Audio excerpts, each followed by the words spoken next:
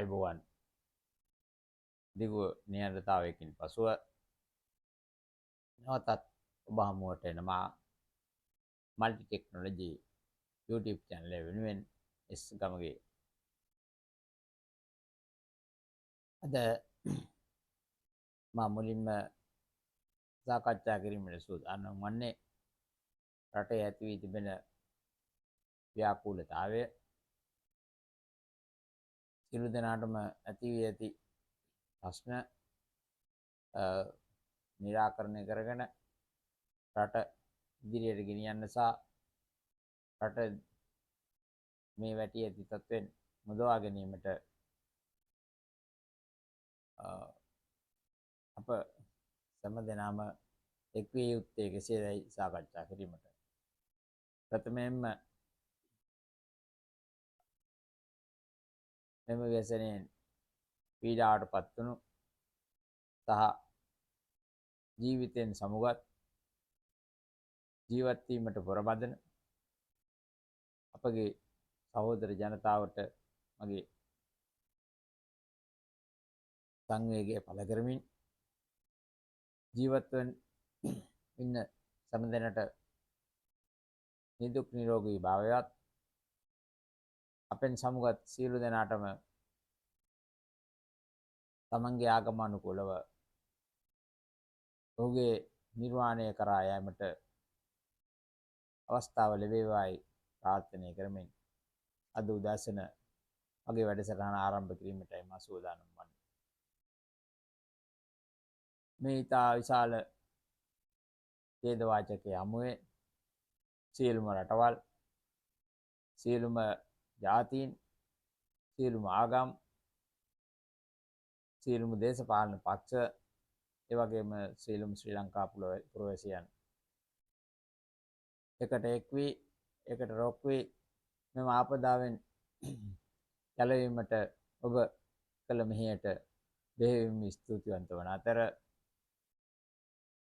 මෙවැනි විපතක් යළිත් ලෝ වැසි සියලු කිසිම කෙනෙකුට නොම වේවායි ප්‍රාර්ථනා කරමින්ම අපි අපේ වැඩසටහන ආරම්භ කරමු. මටත් කළ හැකි යම් වැඩ කොටසක් තිබූ බැවින් මේ වැඩ කොටස ප්‍රප්‍රේලා ඉටු කිරීමටයි මා උත්සුක වුණේ පහුගිය දිනවල. ඒ වගේම සෑම පුරවැසියෙකුටම තමන්ට කළ හැකි ප්‍රමාණය ඒ තමන්ට කළ හැකි ප්‍රමාණයෙන් වැඩ කළේ නම් වැඩ කරන්නේ නම් මේ රට තිබූ තත්ත්වයනුත් ඉහළට ගැනීමට හැකියයි මා විශ්වාස කරනවා. මගේ හැම වැඩසටහනකින්ම හැම වචනකින්ම මම මිනිසුන් දිරි ගන්නවනවා, යන්නේ කොහොමද කියලා දෙනවා. ඒ වගේම අපේ වැඩසටහන් බලලා ඔබගේ දැනුමත් එකතු කරගෙන ඔබ තනියම දියුණු වෙන්න උත්සාහ කරන්න. මොන බාධක ආවත් සමහර වෙලාවට අපිට කෘත්‍රිම අපිව සකස් කරගත්ත බාධක වෙන්න පුළුවන්. එහෙම නැත්නම් ස්වාභාවික විපතක් වෙන්න පුළුවන්. ඒ වගේ ඕනෑම අවස්ථාවකදී නොසැලී ඉදිරියට ගමන් කිරීමයි මිනිසා විසින් කළ යුත්තේ. මොකද ලෝකයේ සිටින සියලුම සත්‍යයන්ට වැඩිය මිනිසා කියන සත්‍යය ඉතා දියුණු සත්‍යය. එවනම් අපි හැම දෙයක්ම අභිබවා ඉදිරියටම යා යුතුයි. ප්‍රශ්න ලෝකේ හැමතැනම තියෙනවා. ගිනි කඳු පුපුරනවා, භූකම්පන ඇති වෙනවා, ජල ගැලීම් ඇති වෙනවා. ඒවා අපට අහම්බෙන් වගේ ගොඩ කාලයකට සැරයක් වෙන නිසා අපි ඒවා ගොඩක් ගණන් ගන්නවා. නමුත් මේ ජීවිතයේදී අපිට විශාල බාධාවල් එනවා. අපි මේ බාධාවල් සියල්ලම ජය අරගෙන ඉදිරියට ගමන් කළ යුතු අතර මෙවැනි විපත් යලි නොම වෙන්නට වග බලාගත යුතුයයි මා විශ්වාස කරනවා. මෙම විපතෙන් 50% කෘත්‍රිමවත් 50% ස්වාභාවිකවත් සිදු වේයි මම විශ්වාස කරනවා. මන්ද අපේ රටේ මේ ව්‍යසනයටපත් වූ ජනතාවගෙන් 50ක් පමණ මෙම ව්‍යසනයට ලක්ුණේ කෘතිමව අප විසින්ම මීට දශක කිහිපයකට පෙර සිට කරගෙන ගිය ක්‍රියාවලියක ප්‍රතිඵලයක් යයි මම විශ්වාස කරනවා. මට දැනෙනවා. මම සොයාගත් කරුණුත් එක්ක මට සංසන්දනය කර බැලීමේදී මෙවැනි ආපදාවක් වෙන්න හේතු සහ කරුණු සොයා බලන්න. ඒ සොයා බැලූ කරුණුත් අනුව අපේ රටේ විශාල ජලාශ සංඛ්‍යාවක් කඳු මුදුන් වල ස්ථාපනය කරලා රටේ දියුණුව ආර්ථිකය රටට අවශ්‍ය විදුලිය ලබා ගැනීම සඳහා අඩු මිලට විදුලිය ලබා ගැනීම සඳහා විශාල අමුණු සකස් කරලා ඒවයින් විදුලිය ලබාගෙන ඒ අමුණේ වතුර තවත් තැනකට ගෙනිලා එතනනුත් විදුලිය ලබාගෙන මේවා ගොවිබිම් හරහා බෙදා දීලා මේ ජලාශ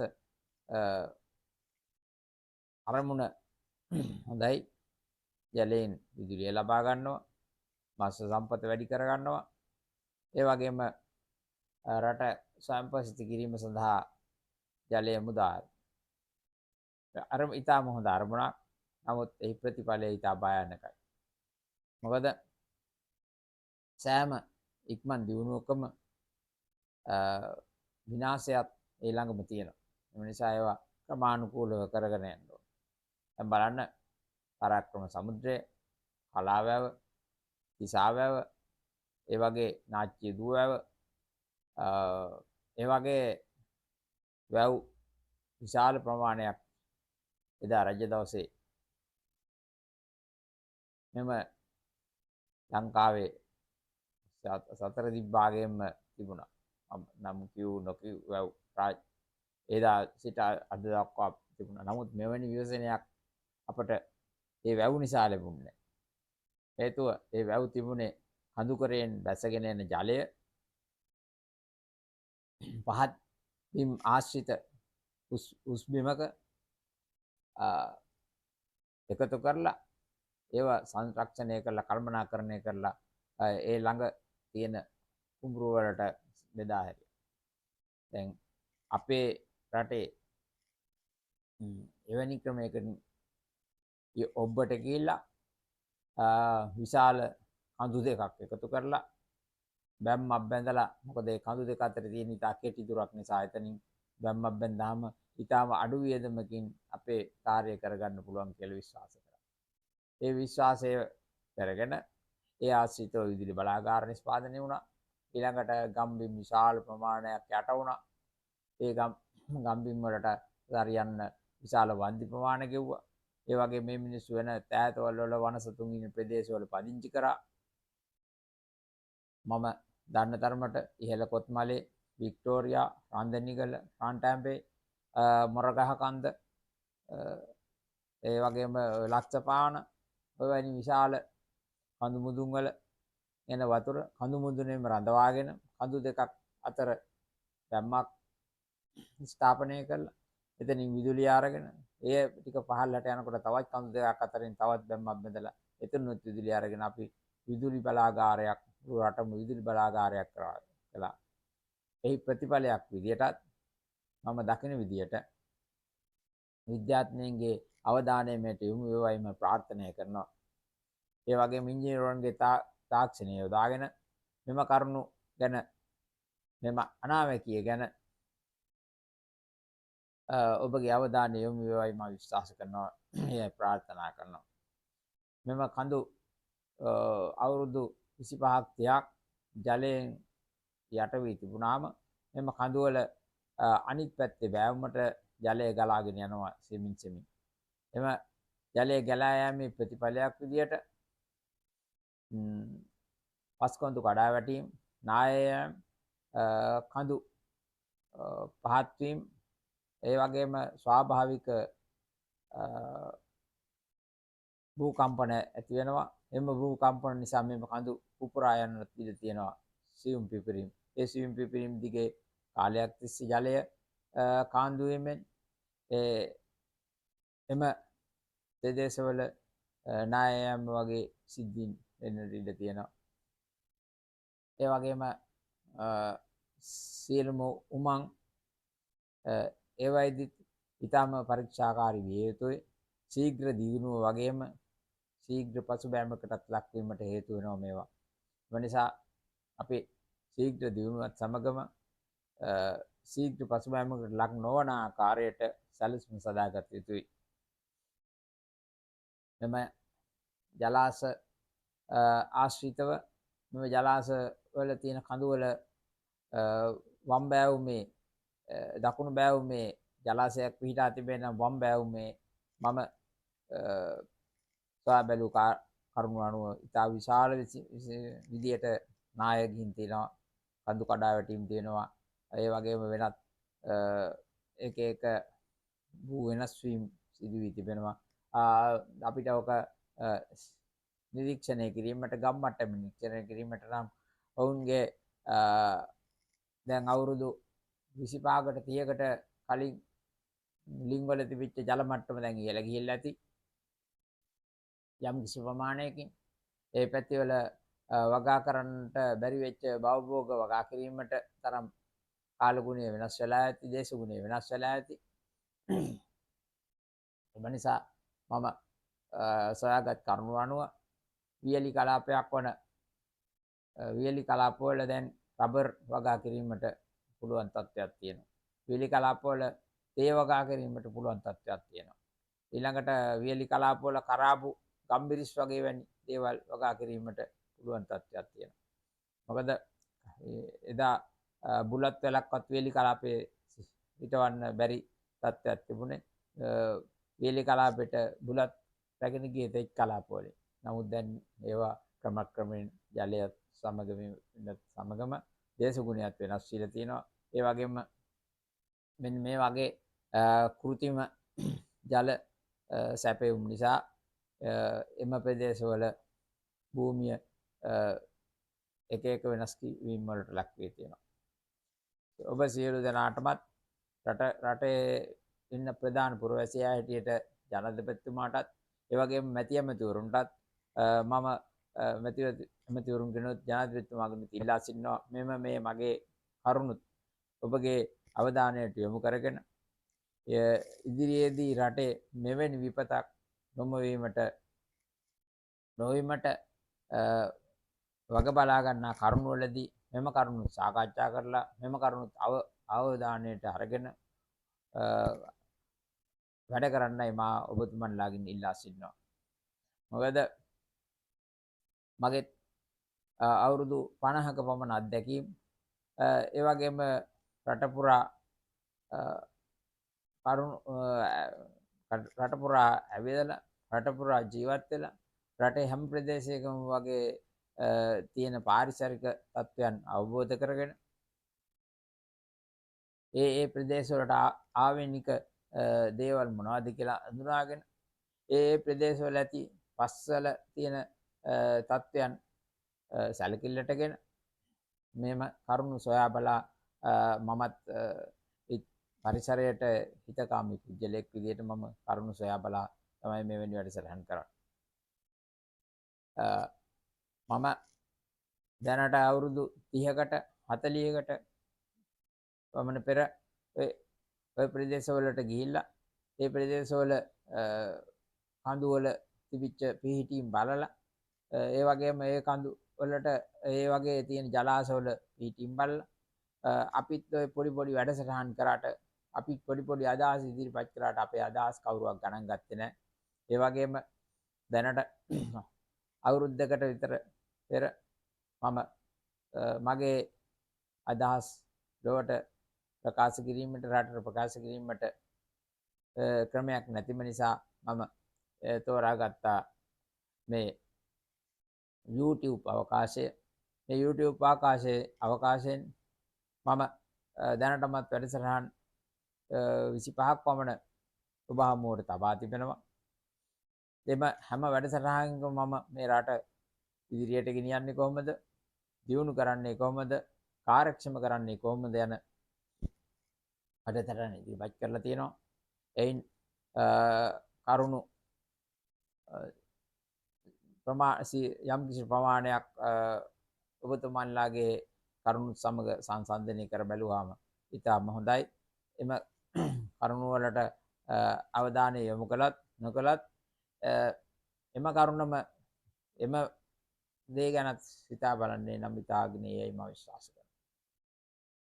මෙවැනි ව්‍යසන යළිත් ඉදිරියට අපට එන්නට බොහෝ දුරට ඉඩ තියෙනවා. මෙවැනිම මෙම කරුණු ගැන සලකා නොබැලුව. මොකද මෙම ජලාශවලට නැවත ජලය පිරෙනවා. ඒ විදිහටම දැනට අඩි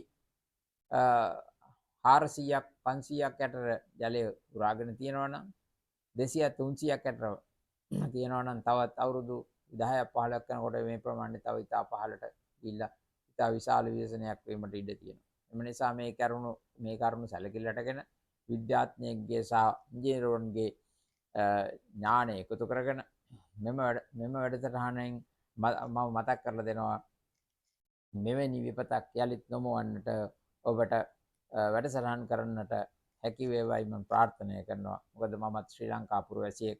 මම අවුරුදු 60කට ආසන්න ප්‍රමාණයක් මේ මහ පොළොවේ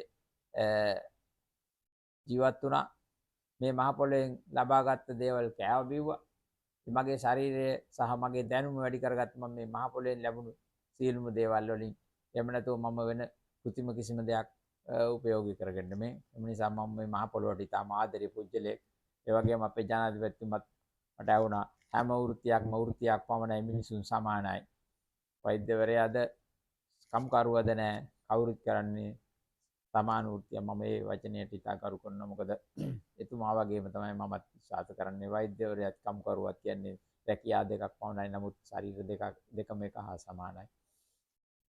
ඒ නිසා අපි මොන අධ්‍යාපන මට්ටමක හිටියත් අපි මොන තරාතිරමක හිටියත් අපේ දැනුම උපයෝගී කරගෙන අපේ දැනුමින් ප්‍රයෝජන ගන්නයි මම ආයාචනා කරනවා.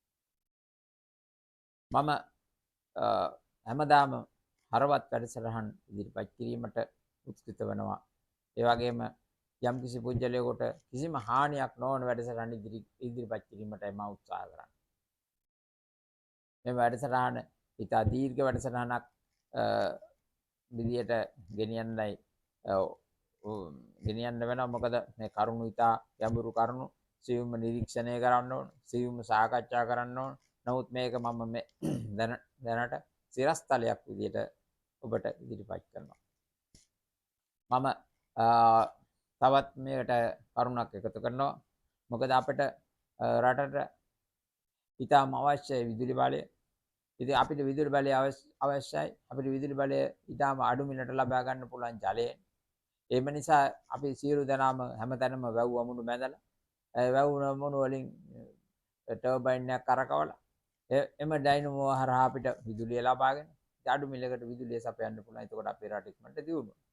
නමුත් ඒවේ ප්‍රතිඵල ඉතා භයානකයි. එම නිසා මම යෝජනා කරනවා කිසිම පරිසරයටත් සමාජයටත් ඒ වගේම ජනතාවටත් කිසිම හානියක් නොවන මේ සූර්ය විදුලි බලය ගැන තමන්ගේ අවධානය යොමු කරලා සෑම නිවසකම සූර්ය විදුලි බල පද්ධතිය සවි කරලා ඒට බැටරි පද්ධතියත් සවි කරලා එම නිවසට අවශ්‍ය විදුලියමෙන් දෙගුණයක් එම නිවසේම නිෂ්පාදනය කරලා කොටසක් විදුලි බල මණ්ඩලයටයි කොටසක් තමන්ගේ පරිහරණයට රාත්‍රී කාලයේ තමන්ගේ පරිහරණයට සරිසන බැටරි පද්ධතියක් සවි කරලා එතකොට අපිට මේ වැව් වල තියෙන ජල මට්ටම අඩු කරලා කෘෂිකර්මයට පමණක් ජලය රැස් කරගෙන පඳු උඩ තියෙන ජලාශවල ජල මට්ටම අඩු කරලා ඒ ප්‍රදේශත් අපිට වගා කරන්න අරගෙන එම ඉතා විශාල භූමි ප්‍රමාණයක් ඉතා ශාස්ත්‍රීය භූමි ප්‍රමාණවල මේ ජලයට යට වෙලා තියෙනවා. මේ ජල මට්ටම අපිට අඩු කරන්න පුළුවන්. ඒ ජල මට්ටම අඩු කරලා මේ තියෙන භයානක තත්ත්වයෙන් අපිට රට මුදවාගෙන අපිට ජලය අවශ්‍ය විදුලිය නිෂ්පාදනය වෙනකොට අපිට මේ ජලාශවල ජල මට්ටම අඩු කරලා හරලා නැවතත් එම ජලාශ තිබිච්ච ප්‍රදේශ ගෝවින් බවට පත් කරන්න පුළුවන් වෙයි. මේක දීර්ඝ කාලීන වැඩසටහනක් විදියට කරන්නත් ඒ මම විශ්වාස කළොත් ඉතා ඵලදායීයි මම විශ්වාස කරනවා. ඒ වගේම තවත් සකස් කිරීමට තවත් ජාල සකස් කිරීමට අවශ්‍ය නම් එයට සුදුසු ප්‍රදේශ තෝරාගෙන ඒකට වැවක් හාරලා සාමාන්‍යයෙන් වැවක් කියන එක හාරන්න ඕන. නමුත් දැන් අපේ තියෙන එකම ජලාශයක්වත් හාරලා නෙමෙයි තියෙන්නේ. අපේ තියෙන අමුණු ඔක්කොම අමුණු සිස්ටම් එකකට හදලා තියෙන්නේ. ඒ අමුණු සිස්ටම් එක නිසා දැන් අපි අමුණ ළඟ ඉතා ශක්තිමත්ව මම මගේ දැනීමේ හැටියට මම අමුණු කීපයක්ම බලන්න ගියා. සොරව් කීපයක්ම බලන්න ගියා. වැව් වික්ටෝරියා, රන්දනිගල, රන්ටැබේ, මොරගහ කන්ද ඒක ඉහළ කොත්මලේ, පහළ කොත්මලේ, ඔය උකුවෙල ප්‍රදේශයේ වැනි ප්‍රදේශවලත් මම නැරඹුම් චාරිකාවල ගිහිල්ලා තියෙනවා. මම ඒවා සියල්ල නිරීක්ෂණය කරලා තියෙනවා. ඒ නිරීක්ෂණය කර ආකාරයට මට මගේ දැනීමේ හැටියට මම ඊටාම් පරිසරයට සංවේදී පුද්ගලයෙක්. ඒ පරිසරයේ තියෙන පාරිසරික දැක්ම, පාරිසරික ගම්බිම් ගම්බිම් වල තිබිච්ච දේවල් දැනට වතුරත් එක්ක විනාශ වෙලා ගින් තියෙන අක්කර 100,000 ගාණක්. එම ප්‍රදේශ අපිට ඒ තත්ත්වයට පත් කරන්න සිද්ධ වුණේ අපිට මේ විදුලිය නැමැති ඖෂධය සොයා ගැනීමට විදුලිය නැමැති ඖෂධය සොයා ගන්න ගිහිල්ලා අපිට ලොකු මුදලක් ලොකු පරිශ්‍රමයක් දරන්න සිදු වෙලා තියෙනවා. නමුත් විදුලිය නැතුව කිසිම දෙයක් කරන්න බෑ. විදුලිය ඉතා අත්‍යවශ්‍යයි. විදුලිය සොයා ගැනීමට ජල විදුලියට වඩා අපිට සූර්යයාගෙන් ලබා ගන්න විදුලිය ඉතාම යෝග්‍යයි මම විශ්වාස කරනවා. මන්ද එම විදුලිය නිසා පරිසරයට වෙන හානිය ඉතාමත් අඩු වෙනවා. ඒ වගේම මේ වගේ ජලාශ ඇති කරලා රට පුරා එතකොට ජලාශ වලින් වැහිච්ච ගම්බිම් මිනිස්සුන්ට අයින් වෙලා මට මතකයි සිවිදි නවතා ගැනීම පවා සිදු වුණා මෙම ප්‍රදේශ වලින් ඔවුන්ට යන්න බෑ කියලා. ඒ වගේ ඉතා ප්‍රශ්න ගොඩාක් මැදින් තමයි මෙම ජලාශ ඉදි කරේ. ඒ වගේම ඒ ජලාශ වලින් විදුලිය ලබාගෙන අපේ රට ඉතා ඉක්මනින් දියුණු වුණා. ශීඝ්‍ර දියුණුවකට ගියා. ඒක විවාදයක් නැහැ. ඒ වගේම ඉතා ඉක්මනින්ම පරිහානියටත් ලක් වෙනවා. දැන් බලන්න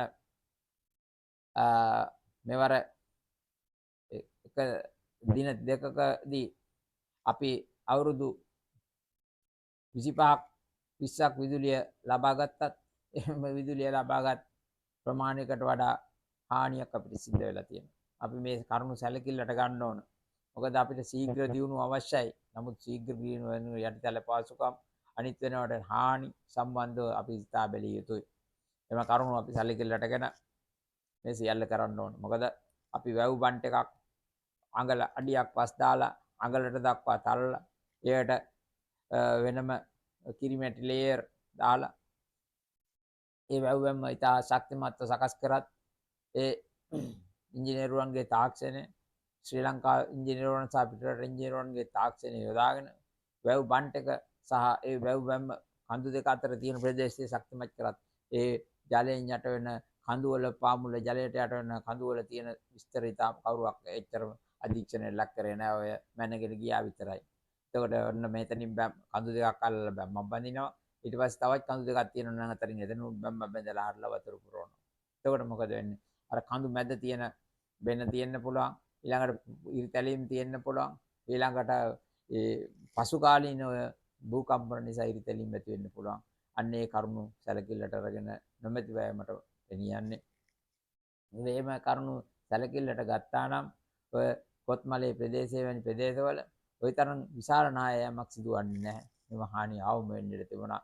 ඔය කඳු මත තිබෙන ජලාශ වල දකුණු පැත්තේ කන්දේ ජලාශයේ වම් පැත්තේ හෝ නැගෙනහිර පැත්තෙන් තමයි වැඩිපුරම නාය ගිහිල්ලා තියෙන්නේ. සමහර වෙලාවට අපිට අපේ කඳු කරේ ඒ තියෙන සමහරලාට අපේ තියෙන වටිනාම සම්පත් තියෙන කඳු කරේ රත්නපුර දිස්ත්‍රික්කයේ පල්ලෙහාට වගේ එන්න බොහෝ දුරට ඉඩ තියෙනවා. ඒ වගේම කුරුණෑගල ප්‍රදේශයට එන්න ඉඩ තියෙනවා තව අවුරුදු 25 30ක් යනකොට මේ විදිහටම ගියොත් එහෙම. මොකද ජලාශවල රැඳී වෙන ජල ප්‍රමාණය නිසා මේ කඳු සියල්ල තෙත් වෙලා ක්‍රමක්‍රමයෙන් ඒ ගිලා බැසීමටත් ඉඩ තිබෙනවා. එහෙම නැත්නම් මෙවැනි නායයන් වගේ සිද්ධිත් එක්ක මීට වැඩි විනාශ වෙන්නත් බොහෝ දුරට ඉඩ තියෙනවා. ඒ නිසා මේ බලධාරීන්ගේ සහ සියලුම විද්‍යාඥයින්ගේ සහ ඉංජිනේරුවන්ගේ දැනුම උපයෝගී කරගෙන මෙම මතක් කිරීම සම්බන්ධව සොයා බලා කටයුතු කරන්නේ නම් රටේ පුරවැසියෙක් විදිහට මටත් අයිතියක් තියෙනවා. රටේ ප්‍රධාන පුරවැසියා විදිහට ජනාධිපතිතුමාටත් අයිතියක් තියෙනවා. මොකද අප සියලු දෙනාම නියෝජනය කරන ජනාධිපතිතුමා. අපි ඔවුන්ට විශාල ඡන්ද සංඛ්‍යාවක් ලබා දීලා ඔවුන් පත් කරලා තින්නේ අපේ රටේ ඉන්න හොඳම පුජ්‍යලයා. අපේ රටේ තියෙන අපේ රටට දැනුම එකතු කරගන්න පුළුවන් හොඳම පුජ්‍යලයා. ඒ වගේම තමයි අපේ රටේ දැනට ඉන්න හොඳම පුජ්‍යලයා නිසා විදියට තමයි අපි දැනට ජනාධිපතිතුමා පත් කරලා තියෙන්නේ. එමනම් ඒ ජනාධිපතිතුමාගේ යුතුයකමක් තියෙන රටේ පුරවැසියන්ගේ බලාපොරොත්තු රටේ පුරවැසියන්ගේ යහපත රටේ යහපත ඒ සියල්ල ගැන සිතා බලා මෙවැනි වැඩසටහන් ඔබ දන්නා කෙනෙක් හෝ සිටිනම් එසේ නැත්නම් ඔබගේ තොරතුරු සපයන නිලධාරීන්ට බලධාරීන්ගෙන් අරගෙන මේවා සාකච්ඡා කරලා කඩිනම් විසඳුම් සඳහා යා යුතුයි. ඒ වගේම දැනට ඔබගේ සැලසුම් ඇති අපේ විපතටපත් වූ ජනතාව නැවත ස්ථාපනය කිරීම, ඔවුන්ගේ පදිංචිය වෙනස් කිරීම දැන් සොයා නැති ඒ වෙලදී ඒ අවස්ථාවලදී මෙවැනි කරුණු ඉතා සැලකිල්ලට අරගෙන ඔවුන්ගේ දැනට අලුතෙන් ඉදිවන නිවාසවලට අනිවාර්යයෙන්ම මේ සූර්ය බලය සහිත විදුලිය ලබා දෙන්නයි මම ආය ඉල්ලා සිටිනවා. මන්ද එතකොට අපිට ඉදිරියේදී මෙම ජලාශවල ජල මට්ටම අඩු කරලා ඒ ප්‍රදේශවල කඳු ටික සුරක්ෂිත කරගෙන ඒවයි වගාවන් කරලා අපිට නැවතත් අපේ රට තිබ්බ තත්ත්වයට පත් කරගන්න පුළුවන් වෙයි මම විශ්වාස කරනවා. ඒ වගේම මම වගේම තව මේ සම්බන්ධව කරුණු සොයා බලන දැනුම තියෙන පුජ්‍යලීන් මේ රටේ ඕන තරම් ඉන්නවා. ඔවුන්ගේ කරුණු සැලකිල්ලටගෙන මෙම වැඩසටහන නරඹන යම් කිසි කෙනෙක් මෙම ශේෂ්ත්‍ර වලට සහභාගී වෙන අය ඉන්නවා නම් මෙම කරුණු ඔවුන්ගේ සාකච්ඡාවලට යොමු කරලා අපේ රට බේරා ගැනීමේ අපේ රට සංවර්ධනය කිරීමේ අපේ රට දීර්ඝ කාලීනව සංවර්ධනය කිරීමේ සහ අපේ රටේ උන්නතිය සඳහා මෙවැනි වැඩසටහනක් උපයෝගී කරගන්නයි මා ඉල්ලා සිටිමින් මගේ වැඩසටහන අදට අවසන් කිරීමටයි මා සූදානම් වන්නේ. අරබර වැඩසටහන් සැමදා ඔබට ගෙනෙන multi technology and Ceylon development technique ආයතනය වෙනුවෙන් අද රටම දුක්බර අවස්ථාවකට පත් වී ඇති මොහොතක සාකච්ඡා කළ මා එස්ගමගේ ඔබ සැමට ලස්සන රටක් ලස්සන හෙටක් ප්‍රාර්ථනා කරමින් නියඬ